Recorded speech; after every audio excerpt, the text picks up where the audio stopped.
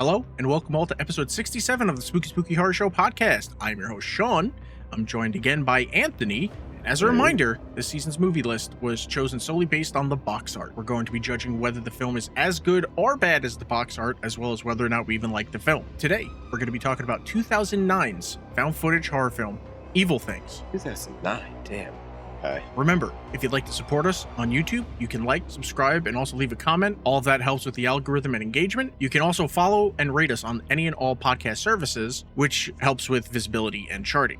Links are in the description below. Now, with that out of the way, Anthony, how has your time off been?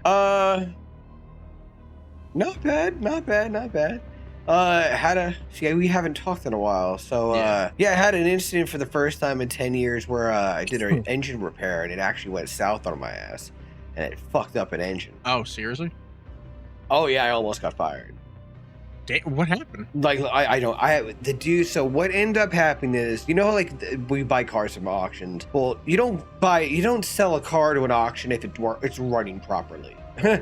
So the dude bought a car at the auction. It was our used car manager, and he buys it from there, and he needed me to do the cam and lifter job. Someone diagnosed it. They told me to do it, so I did it, and it ended up not having good oil pressure afterwards. I threw a code for the pump. Well, I kept on fucking tearing it down to fix it and shit like that. And at the end result, it just nothing was fixing, and something else would always happen. So I was like, listen, clearly this is like I need a step back, someone with fresh eyes need to look at it. And it was determined it needed a fucking engine because after everything that was going on, something happened that it wasn't getting enough pressure. I was the one that was doing it. I made a mistake. It's been first fucking time. You know, hey, you know, it's bound to happen when I'm human.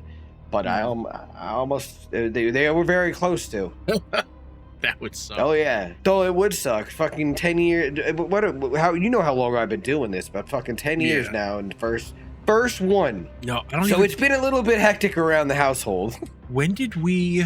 Like a month ago, 2 months ago, maybe. We did it just before the wife's final surgery, right? Did what? The last time we recorded. Yeah. Because of the surgery, yeah. Yeah, because of the surgery, and it's been 6 weeks. It's been a minute. It's been 6 weeks since we've been on a Discord call to do any of this.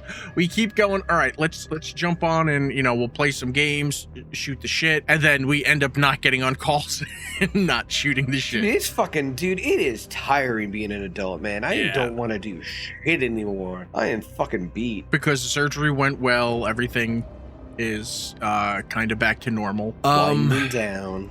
Because she isn't on chemo and she's like kind of back to 100% health again, we were like, let's do all this stuff we did last year, but better while you were on chemo. Because it's like, you know, she was in that frame of mind where it's like, hey, if I die, I want to make sure that like our son has like memories of like stuff. Yeah. So I remember that. We went to like this Santa's Village or something like that. It's in College Station or something like that. It was, that place was fun. Yeah. Even as an adult. But did it have the fake snow? Yeah, but the first time we went, she was she was still actively taking chemo. So that must not be the funnest of times. Yeah, she just felt like shit. So this year we went and it was a lot better of a time. And then today's Sunday. So yesterday I went to I think it's called Blood Over Texas, a horror for the holidays. That sounds awesome. It was marketed as like a Christmas horror event. Like you could buy a bunch of Christmassy horror things. There was almost nothing of holidayness. It was really just like a small horror convention. There's plenty of that's all I've been doing is watching like week after week of horror Christmas movies. We were watching Black Christmas the other day and Silent Night Deadly Night 2. Was it Silent Night Deadly Night 2 that had Garbage Day? I think that's it. And it was really obnoxious fucking But we were gonna skip it so that we can just have like a good relaxing time at home. And I was looking at who's gonna be there, and our favorite clown was gonna be there. Art the Clown was gonna be there. And he just had a birthday too. Yeah, David Howard Thornton. He was there signing autographs and everything. I saw it. I was like, oh, I wonder if the kiddo would like to see it, because he's seen the Terrifier movies and he likes Art the Clown. And he was like, yeah, I want to go. So I was like, all right, let's go down. Do you remember the Halloween, like, interactive haunted attraction thing? I think it's called, like, House of Torment. Oh, in Texas? Yeah. Yeah. They were there doing, like, Christmas shit. Okay. It was all, like, creepy elves and, like, scary Santa. Krampus like, shit. Yeah. Well, no, they had Krampus. They had a March of the Krampus. But they had, like, you could have your photo taken with Santa, but it's like this zombie ghoul-looking evil Santa and shit. That's stuff cool. like That's that. Cool. But I met David, got my copy of Terrifier 2 signed. So now all I got to do is find a way to meet Lauren and and have her sign Damien and get them to sign it. And then on the game front, like, I really haven't been playing anything. When we're done with this, if I don't end up I want to try to figure this. I mean, I got a really good design idea. I was in the middle of creating. If I don't finish that, I might play the Dark of Descent or whatever, the new Alien game that just came out for free. I don't think that's new. I really don't want to play anything. I think that's an old game. Oh, I think it just came to Game Pass. Well, yeah, no, I think it's new to Game Pass, but I'm pretty sure Alien Dark Descent is an older game, like a couple of years old. You know, you asked if I had, like, gray hairs and stuff, and, you know. Oh my god. Don't. Dude, I'm fucking I'm fucking gray. And I told you it's like a stress thing. The most stress I've had was the wife having cancer. And now that's kind of cleared up in a way. Yeah, but it's like every time, I never realized how often what on, like, movies and shows, people having cancer, it's like breast cancer. It's usually that's the one that they go for, the one that they say it is. So, like, but it's a pretty common one, though. Recently, I've been getting hit with, like, on YouTube shorts with clips from Superman and Lois, the CW show. And on that show, the old one? No, newer show. Like, it literally just ended Monday, I think, was its series finale. Oh, okay. Now I think I remember what yeah. On that show, Lois ended up getting cancer. And that was a whole big plot point. And I was like, oh, fucking hell. And then spoilers, the series finale, it talked about she went into, she was in remission and everything, and Superman's doing a voiceover. Again, spoilers. It's Superman doing a voiceover, and he's like, after coming back, Lois and I had another great 34 years together and stuff like that. And then her cancer came back. It's only her. Yeah. Well, but regardless, he wouldn't die in the end anyways. I know, but he goes, her cancer came back, and this time it was too much for her. And I was like, Jesus fucking Christ, guy. So it's like every time I start to feel that stress come back, I play my de-stressor games, which is Power Washer Simulator. There's the home building one that I like, the home renovation one. Where you buy houses. God, I play it too. House Flipper. Yeah, House Flipper. That's it, House Flipper. There's a new one. You would never think that would be so calming, but it is. Bro, you gotta check out Grocery Store Simulator. Grocery Store Simulator. So what, do I go grocery shopping? Bro, you run a bodega. What is this, drop until you drop? You what? No, you run a bodega. You run a bodega? Yeah, that's it. You order supplies. Like a New York bodega? Like a real bodega? Yeah. Oh, that's kind of awesome. You start with this small shop, and as you earn more money, you change the prices of things so that, like, the market will come in and, like, buy stuff and all that shit. And as you earn more money, you buy licenses to be able to sell different products, which usually sell for more money. And that usually brings in more customers. And then with the more money you earn, you then buy to, like, upgrade the size of your store and everything. And you're basically turning this little bodega into, you could eventually turn it into a supermarket. You can hire cashiers, you hire stockers. Awesome. Yeah, I've been heavy into that game. That's awesome. I just sit there on the Steam Deck while I'm laying in bed, like, stressing out about fucking death. Just fucking selling some ice creams and shit like that. Yeah. Are you ready for some production facts on this movie? That I can't imagine there is production facts on this movie.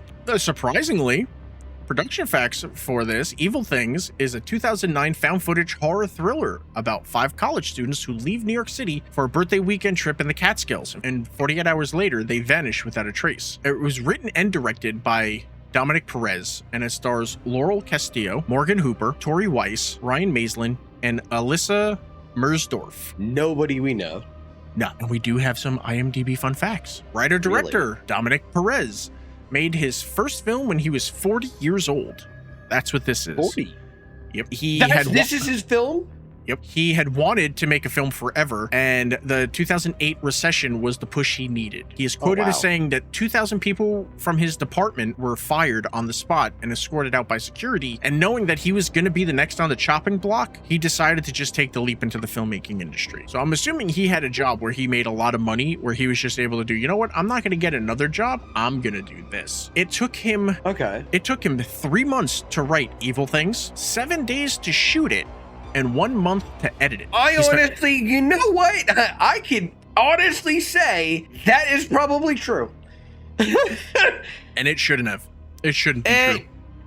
Yeah, and that might have been too long, to be 100% honest. I have thoughts on the writing process a little bit later. I got a few thoughts of it. I honestly I'm trying to rack in my brain what the fuck I watched. I just I can't. I couldn't. I love when you're like, shit would have been. When you went, I don't even know what's going on in this film. I was like, it's pretty simple. Bunch of friends go to upstate New York. Oh, it's a for trope. the weekend, it's a and trope, then you know, someone follows them, and ta-da. Which is why so much. It's so taking him 3 months to write this. It's just shit.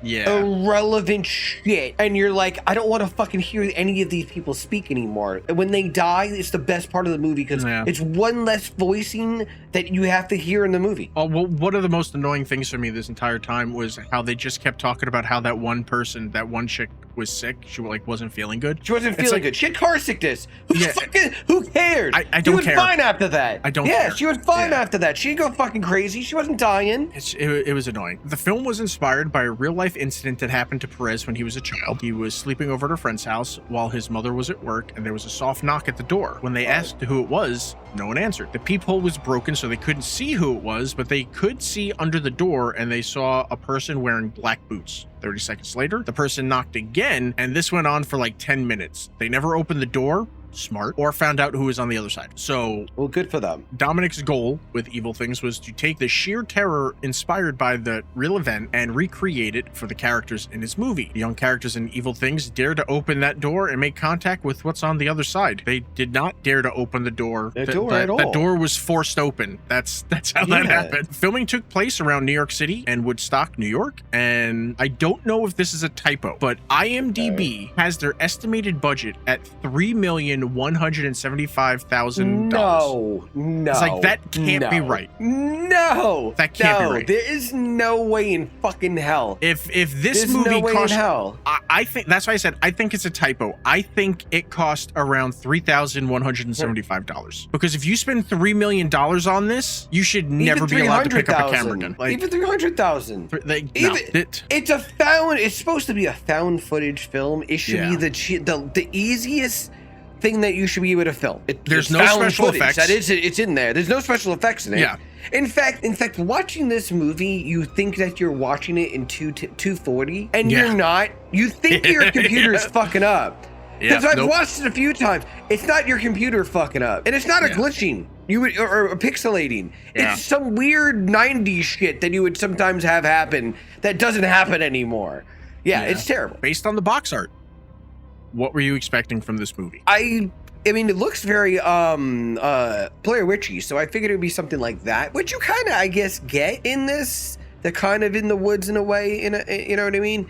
But it's stupid. It's stupid. Like, the box art made you think there's more to the actual movie, and there really is. There's nothing to this fucking movie. Like, it's a trope. It's the same shit done over and over again, but very badly.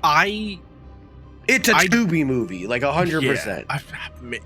Honestly, no. I would say this is a YouTube movie. This should just be on YouTube for people to watch. Is that for like free. The lowest? Is that where we would classify the lowest? Kinda, but I've seen a lot of good. It's free, but you're getting served ads. You know? Oh, yeah, that's true. Where like those were my only salvation with the ads. I know. Well, I mean, if you watch it on Firefox, I never get ads anymore. It'll go like it'll act like it's about to play an ad, and it goes burp, and then the movie just keeps playing. I'm like, all right. Oh, I fucking hate that shit. It's terrible cutscenes.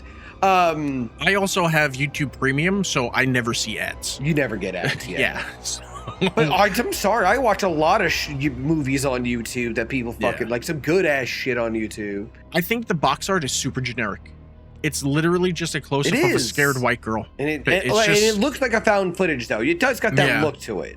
But so it's like, you thinking that you're gonna have that? Even the title is like bland. It's like evil things. Blech. It's like I don't know. Generic. It's generic as fuck. It needed a better title. It needed I don't know. Script. It needed a better script. It absolutely 100% needed a better script. It's so bad. 100%. Oh god. It didn't make a lot of sense. No. I don't know. Like I said, legitimately, before we got on this podcast, I watched the movie, and you know what I did after that?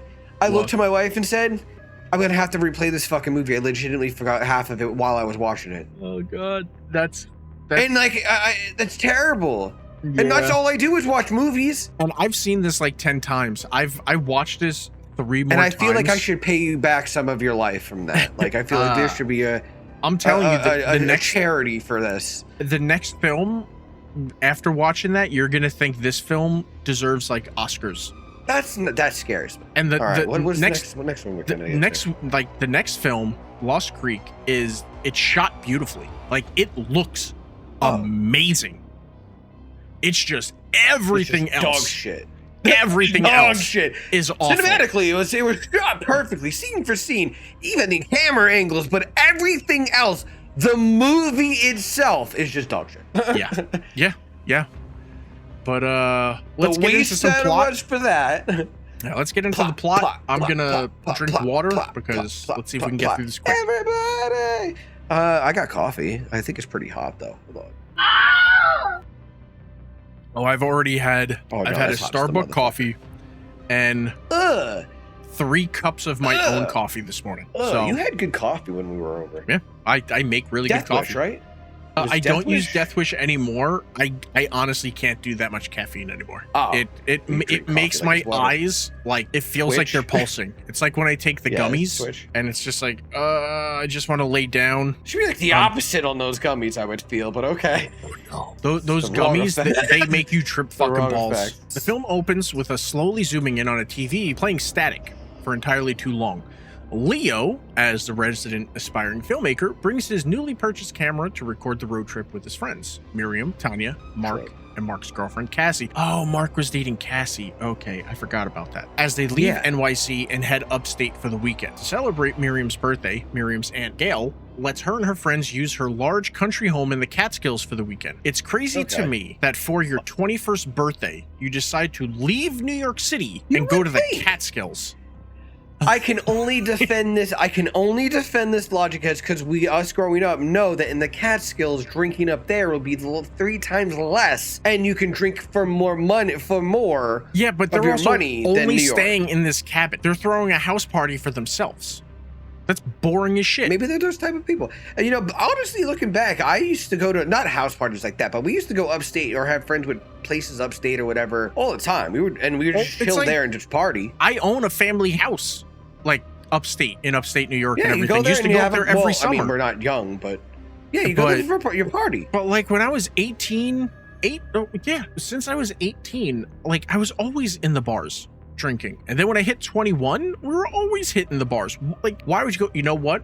During a snowstorm, let's drive to upstate New York so that we're locked in this cold ash drafty house. Stuck here. Beautiful house. Like, holy shit, this house is gorgeous. However, it's like when you walk in and it's like, hey, there's no power. We were just in a cold car going out into the cold environment. And now we're in a cold house. When she was like, oh, I forgot and had to come back. I was like, bitch, yeah, you did.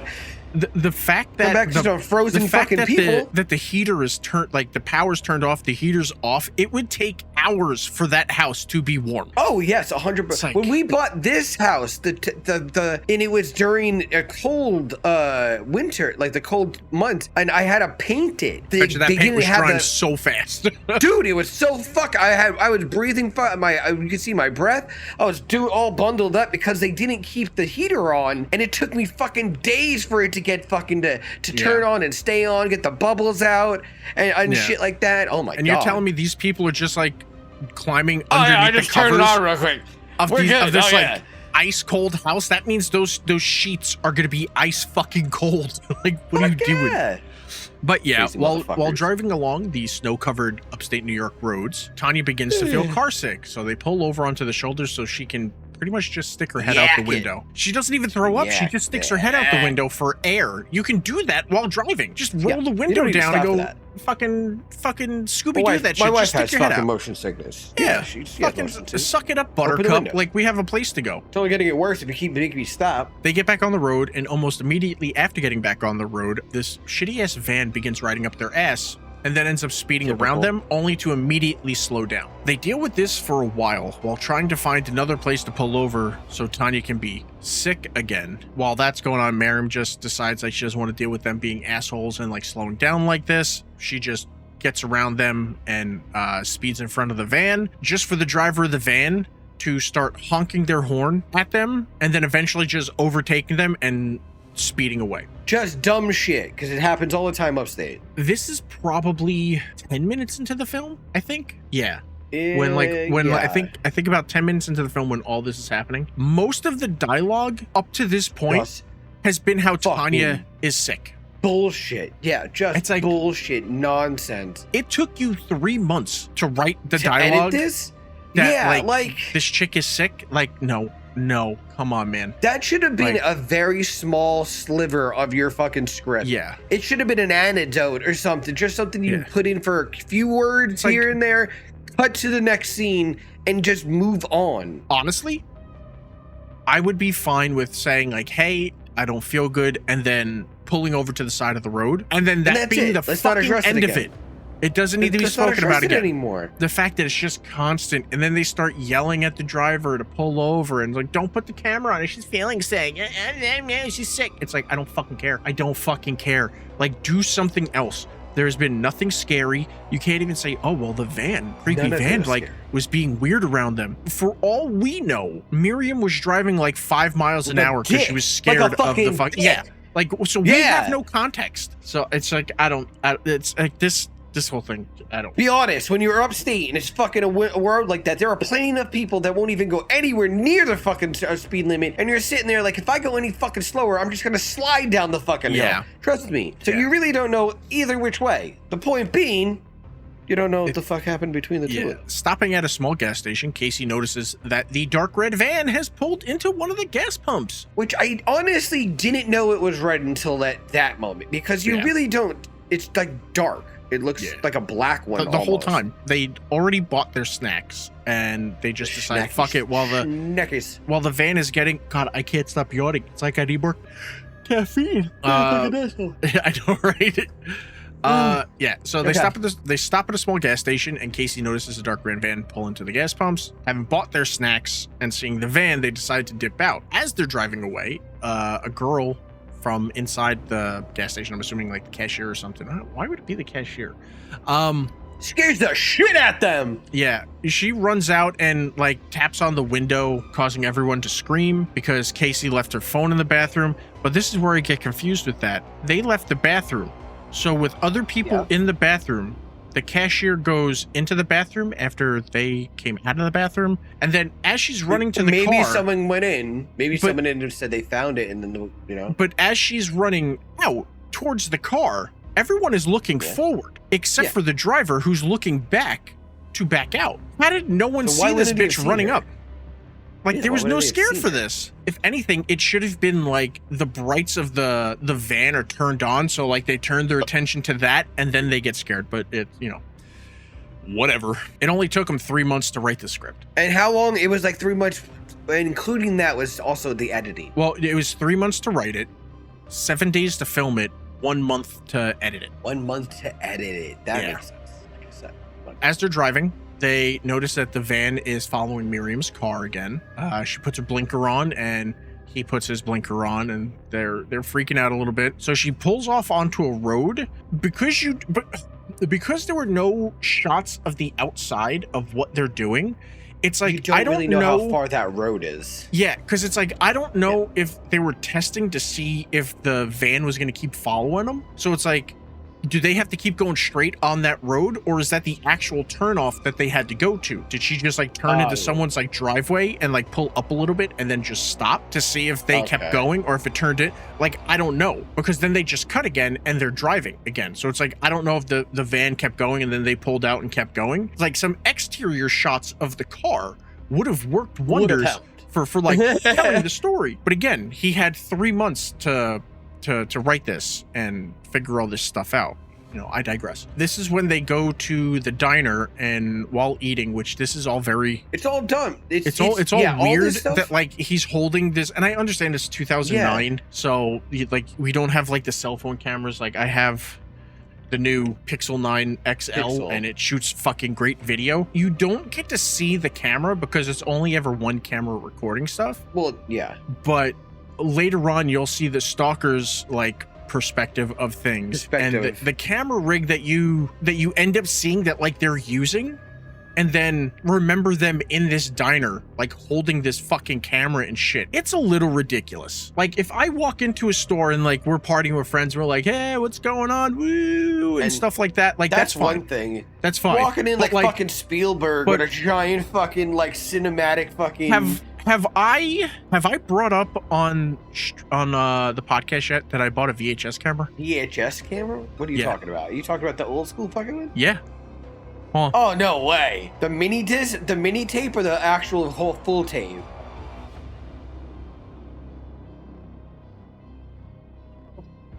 Well, yeah. Oh my god, it's like the legit Panasonic. Yeah. Bro, how much was that? I bought it off Goodwill.com. I think it was $36. But is that that's the full cassette size, and then it records, or the mini deck? Nope. Full VHS. Oh my god! Yep. So did you have to buy like a Jeff Gordon fucking rewinder fucking VHS player you found on there? Remember those back in the day? Yeah, not yet. So how are you gonna record something? Oh, I'm going to. The kiddo asked if we want to make a good version of Skinamarink. Oh my god. And I told him, yeah. It came in the original. Oh my god, look how big that fucking box. Case is. Yeah. What is this? Goodwill.com? Like, on their online? Yep. Oh, I'm going there now. Yeah. I gotta see their wares. But yeah, they had like a shit ton. There's some it's like eBay, where it's buy now. And there's others where it's like you bid on it. But essentially, that dude is carrying around something that's like that big. So like he's walking into a fucking Denny's carrying this thing. Like later you'll see like the light on it and the giant fucking microphone on it, and it's like that's fucking ridiculous. Anyway, I don't remember where I was going with all that. All I know is like it looks stupid. But while they're at the diner, they're eating. One of them, I can't remember what their names are. I remember Miriam because it's her birthday. Not one of them.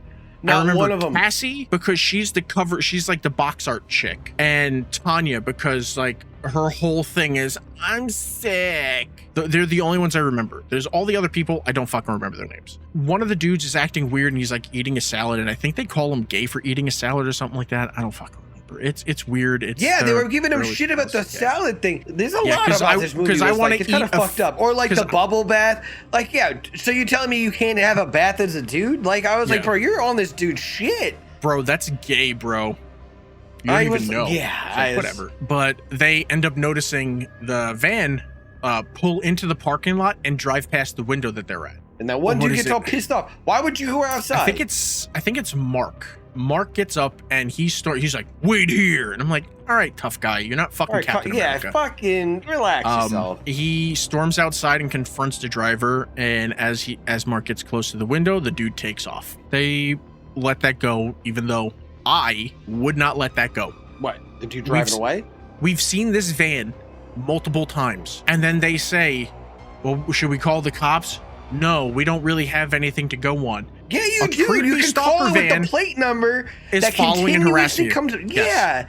It's one of those things where it's like, hey, we have an easy solution for this, but if we do that easy solution, then the movie would be over. It fucks up the whole movie. And it's like, well, then maybe you need to make the problem make a more better of a problem. Yes. And everything. Like, it's So he storms out, all that shit happens. Eventually they get back on the road, and I don't think they get bothered by the van the rest of the time. They make it to Aunt Gail's beautiful house, but it's dark as shit out. Apparently, Aunt Gail forgot that they were coming, so all the lights are off. Almost had no fucking power. Almost had it happen to them like it happened to me when I moved to New York, and they didn't let the power company in to put the power on. But now okay, so they're walking around the house, all this stuff's happening. They notice that it's dark out, blah, blah, blah. They see a dark car pulling towards the driveway, like into the driveway. Scared, they act like nobody's home. And then I remember like Aunt Gail knocks on the door and they scream. It's like, why are you screaming? If you're supposed to be acting like you're not home, let them knock on the door and you don't answer. Yeah, I think I said the same thing. I'm like, why would you fucking do that and let them know you're there? It's like, act or some scared. shit like and it's that. like, let something actually scary fucking happen for them to scream instead of these stupid fucking jump scares. But Aunt Gail comes in, she goes, oh, hey, I was almost to Maine. I think that's where she was going. Yeah, I think they were heading to Maine. We were your uncle Possibly. and I were halfway to Maine when we realized that the workers didn't turn the power back on. What work is being done on the house that they're turning off power? Left it. Yeah, and you have to turn off power. You're not. That's your home, but you're not going to be there. You're going to be there, out of state. And then you let it go to your like niece. Yeah, it doesn't make any sense. It's fucking weird. It doesn't make any fucking sense. Again, he had 3 months to write this script, and this is what we end up with. Miriam's aunt Gail turns on the power and then introduces everyone to her. She wishes Miriam happy birthday, and she talks about she has to drive her sleeping husband up to Maine. Sure, whatever. But again, here's something that confuses me. Before she left, Gail asks how their drive up was. And they talked about how bad the fucking the weather was, but they didn't talk about how they were stalked and harassed by people in a dark, nondescript van. Didn't mention it, right? You would figure that'd be the first fucking thing you talk about. You can't even be like, well, we don't know if it's the same van. No, you do. You had a pretty clear visual when you walked up to the van and the dude fucking sped off and then followed you and did all that. So it's like, okay, fine.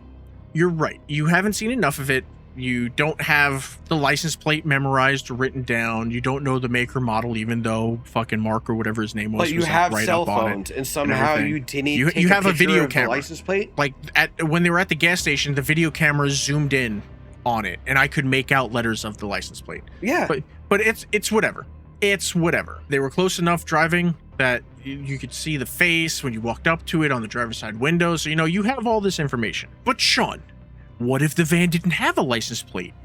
Well, idiots, that would make it even more suspicious. A creeper pedo van is driving around following you and harassing you. Why wouldn't you tell your aunt?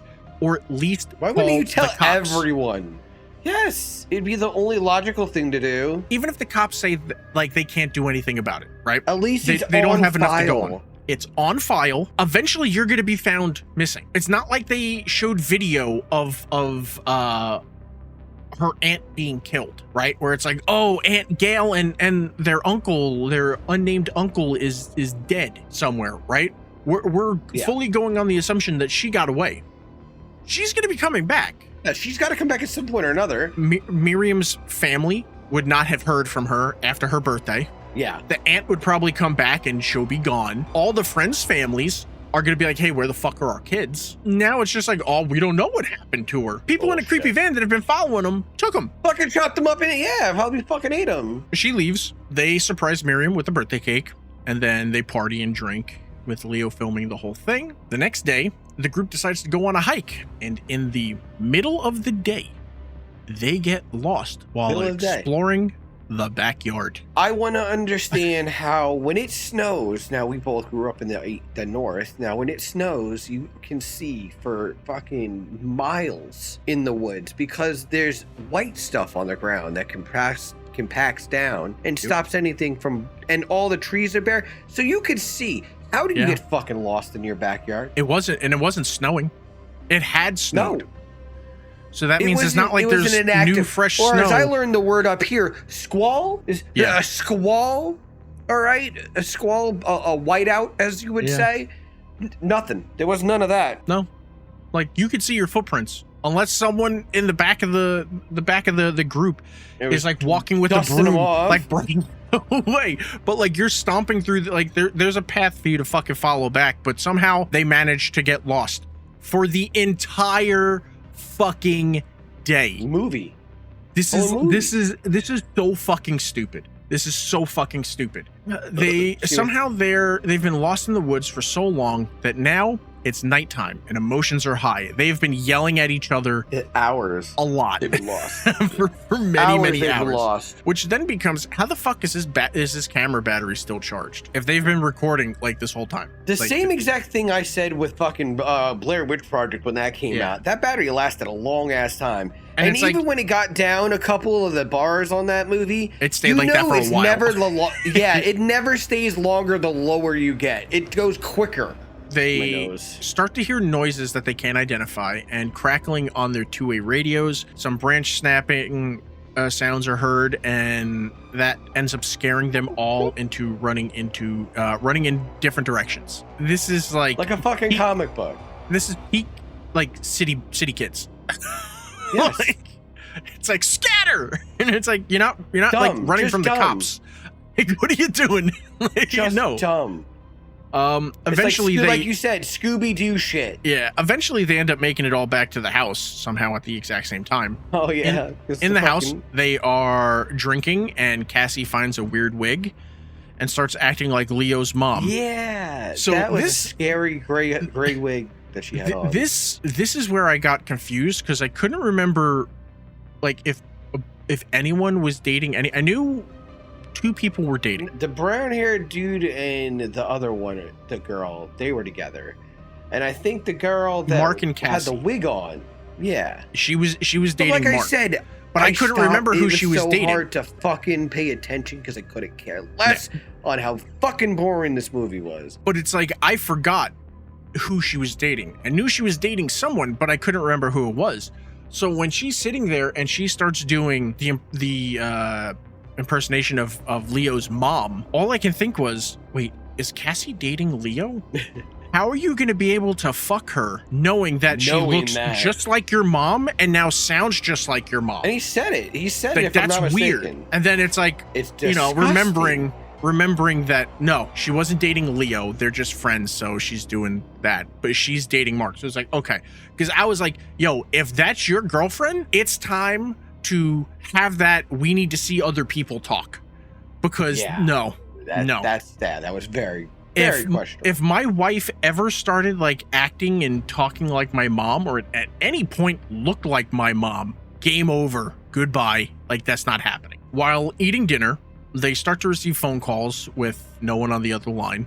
It's just silence. They end up hearing a knock at the door, followed by pounding. They get to the front door, no one's there, but Mark finds a VHS cassette tape wrapped in a brown paper bag left on the porch.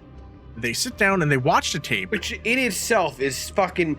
I would have been so fucking confused. In itself would be like, I'm not watching this. Who the fuck has a VHS player, let alone only thing on a VHS player is scary shit. So when this happened, as they're like, should we watch it? The first thing that popped in my head was, do they have a VHS, like a VCR? Yeah, that's what I said. Like, how are they watching this? I was like, the first thing they said, should we watch this? Mine would have been like, who the fuck owns this VHS anymore? Do we have a VCR somewhere? And like right now, my kid's about to be 13. The only reason he knows what a VCR is because of you is because of me. Otherwise, he has no fucking clue. Mine has no clue. Not a fucking idea what it would be. I'm very lucky that my son was smart enough to immediately get that like a desktop computer screen is not touch screen like a laptop, like an iPad. Because iPad kids, when they transition to like desktops, they think that like the monitors are fucking. It's like no, you don't touch the screen. You don't touch that. You leave that alone. You don't touch that. But yeah, I was like, what year was this made? That they're just like, oh yeah, no, they got a VCR. It's 2009. So I was like, I didn't have one. It's like I haven't had a VCR in like 30 years. So no, I haven't. So it's like I don't know. And then I'm like, well, I mean, the aunt is old as fuck. So yeah, she might have a VCR, but I don't know. And then yeah, there's a fucking VCR. And the tape, they end up watching it, and the tape reveals that the group has been secretly videotaped since they've been on the road, being stalked by the person in that dark red van. In the dark red van. It really does seem like they probably should have told Aunt Gail like what was going on. Or they could have just said anything to the cops. That way it would have been somewhere on file when they find their dead corpse frozen in the fucking snow somewhere. Yep. But no, whatever. There's footage of them at the gas station with the girl running out to give Cassie back her phone, then at the diner, and when Mark attempted to confront them, which this is where at the gas station you see the driver's perspective, and he's looking at them. And this dude is carrying like a giant camera. Like the light is huge and so bright that it's like the brightness of the light is blocking two like other people's faces in frame. It's like you're walking around with this shit. Like that's weird. That's fucking weird. Then when they're in the diner and they're eating, he's still holding the camera, and it's this big fucking camera. And like it doesn't look that, the camera itself doesn't look that big, but it's the accessories that are on top of the camera. Make it look so big. Make it look ginormous. Yeah. And it's just like you're just like walking around like, oh hey, I'm looking. Oh, you're eating that. Oh. It's like it's just weird. It's just fucking weird. It's just weird. Then there's footage of them at Aunt Gail's house, and shows them being filmed through the windows with footage of the group laughing, having fun, surprising Miriam with a birthday cake, and to their surprise and horror, he was in the house. He was in the house watching them sleep. And I didn't notice this the other 9 times that I've seen this film. As they're watching this tape of these people like following them around and filming them sleeping, and like he's going through all the rooms, and like you could see all the people in all the different rooms sleeping. It gets to one of the guys, and it might be Leo, because it sounded like it was coming from the camera guy. He goes, "No way, that's me." Yeah, fucking idiot. Such a fucking idiot. All of you. What are you talking about? Did you just come in? Idiot. Oh my God. Did you think you were watching a video of like a whole other group of people? I thought they was just lookalikes, but no, that's me. It's like, Jesus Christ. Fucking idiots. The phone rings again and there's no answer. Then the line is cut. No one can get a signal on their cell phones, of course. And the group decides to leave, but when they run outside, they see the car is missing. How did nobody notice the car missing? Nobody heard it go. Nobody heard it go off. Nobody saw the tracks. I didn't see any tracks, by the way, too. Nope. And then on top of that, why was the car parked outside and not in the garage? It made no sense that and they ran towards nothing. The chick like started running toward. Well, do you think you were gonna stop the car from going somewhere? It's not there. Why'd you need to go move anywhere than where you? Well, fuck, the car's gone, and turn around and go back inside. And it's like yeah, because it's like if someone started up the car, you would fucking hear it, especially once like the power went out. But, okay, so you can say, oh, well, while they were lost in the woods, they stole the car. They would have went past it and seen the car not at the house when they came back. We still don't even have clarification of how many people followed them. Was it just the driver? Because all the footage from inside the van is from the driver's side. It's like, it's not from the passenger side. It's from the driver's side. Driver's side, yeah. So how many people are in this? Is it just one person? Is it 2 people? How did they manage to steal the car and move the car somewhere while also tracking them in the woods to scare them? None of this makes fucking sense. Why did they park their car in the freezing cold instead of putting it in the garage? Right? Isn't it harder to start a car and a car more likely to die and not start up if it's frozen? Isn't that like a big thing? Probably at all. Yeah. It's all about battery. So, and that car looked like a piece of shit, but at the same time, it's 2009, so it was probably like a car from the like 90s, so it wasn't that old. But now we're like almost 20 years removed from that. It's like, I don't fucking know. The van pulls up into the driveway, which scares the group back into the house. As everyone tries to get a signal on their phones again, all the power in the house goes out. They should be used to power going out. They honestly should. Miriam finally gets a signal on her phone and dials 911, but the call drops out, of course. Down the hall, the group hears a noise. So Mark grabs a knife and goes to investigate, finding a 2-way radio turned on and crackling. He turns around and goes, "Where's the other one?" when the door slams shut and he screams from inside. His cries are heard and Cassie bangs on the door, trying to open it, when the door mysteriously opens itself up just a crack, which scares the group into running downstairs or upstairs. They're running somewhere and hiding. I swear to God, it's like fucking Scooby-Doo. And it's like, none of this makes sense. It took you 3 months to write this script, and this is what you fucking whatever, man. Yeah, they ran upstairs. So upstairs, the group sees the van driving away from the house. So they come back downstairs, which then leads me again to the thing of, is it just one person or is it two people? Like, I don't understand. Is it like one person is still in the house, so like the driver's like, oh, I'm gonna drive away and stuff? Or did like the guy leave the house and he's like, oh, how would he have stole the car if it was only one person?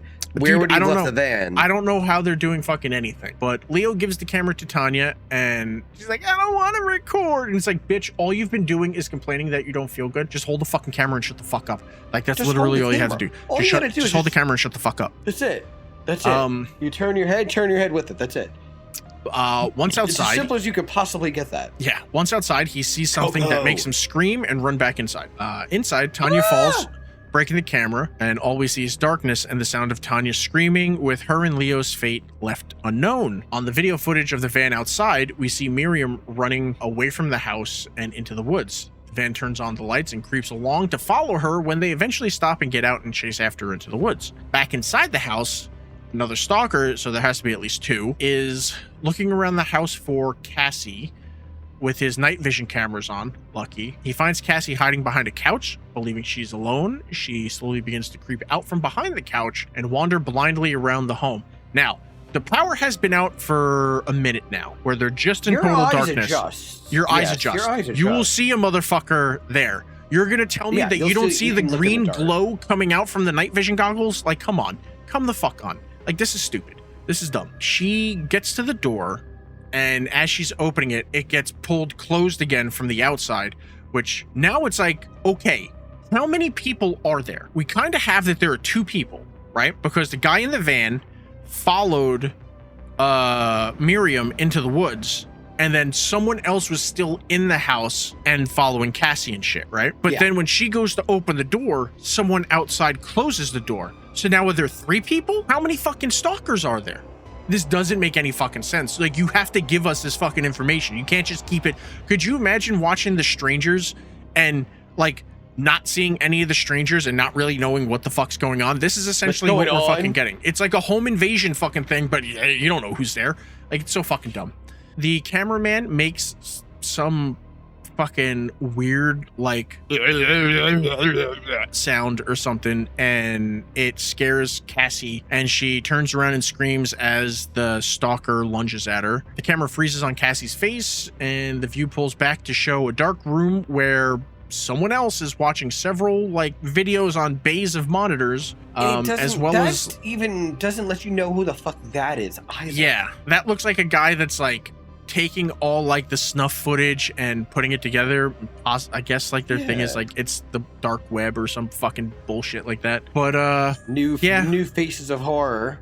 He's like editing. Yeah, he's like editing the stalker footage in with like the stuff Leo shot, and like implying that the camera was stolen. So we've been watching like these people have already long been dead or something. Like, I don't fucking know. But then the last piece of the film shows that the stalker or a stalker is in I believe that's Central Park with a group of like with a camera watching a bunch of people, I guess looking for the next prey, when he spots a group of friends walking around making a short film. He then follows them home as it fades to black, and then we get some really shitty fucking poem. I don't know what the fuck that thing's supposed to be, but it ends with evil things. And that is the end of Evil Things. Good. Boo. Because it was a fucking terrible movie.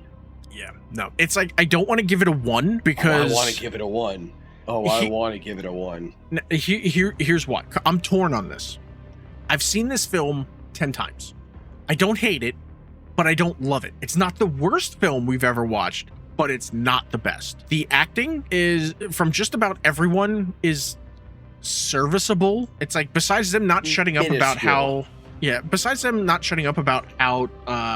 Tanya doesn't feel good at the beginning of the film, none of it is really offensive until you get to the end where everyone is just screaming like fucking crazy. The cinematography was fine. It's a found footage from 2009. It's whatever. Well, at least when they weren't trying to be, it was found footage. Just sucky. It was literally a friend like with his new camera, like walking around and like filming shit, and it's the biggest camera known to man.